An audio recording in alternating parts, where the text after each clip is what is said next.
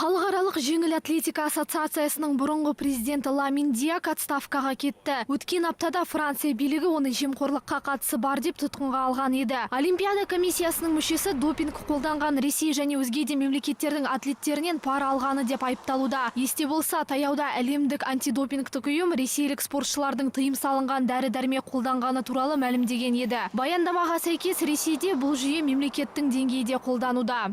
Қытайда ұлттық банктың жоспарына сәйкес айналымға 100 юаньды банкнот енгізілді. Бұған дейін мұндай купюралар бірнеше рет қайта шығарылған еді. Ұлттық банк жоспарлы бөлімінің басшысы Шан Жуанның сөзіне қарағанда, соңғы 10 жыл ішінде қолма-қол ақша айналымы сан рет өзгеріске ұшыраған. Осыған қатысты қылмыскерлер жалған юаньды шығарудың жаңа әдістерін табуда. Шан Жуа технологияның дамуымен қатар купюралардың сапасын арттыру керек дейді. Ал 100 юаньды жалған ақшадан айыру үшін 5 секундта қорғау лентасынан байқауға болады екен.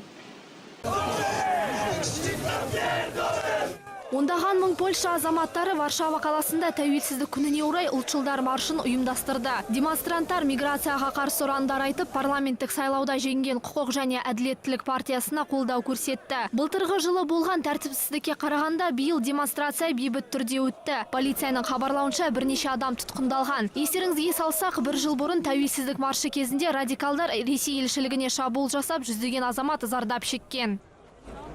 Ал Дубайда әлемдегі ең ірі көрме Дубай Air Show 2015 жалғасуда. Аэроғарыштық салонға барлығы 60 мемлекет қатысуда. Канаданың Bombardier Aerospace командасы әкімшілік ұшақтардың бірнеше түрін ұсынса, Австрияның Diamond Aircraft Industries компаниясы әуе шоуға 2 моторлы лайнердің ең соңғы моделін әкелген. Сондай-ақ Дубайда тарихи автокөліктер мен әскери техниканың көрмелері өткізілмек.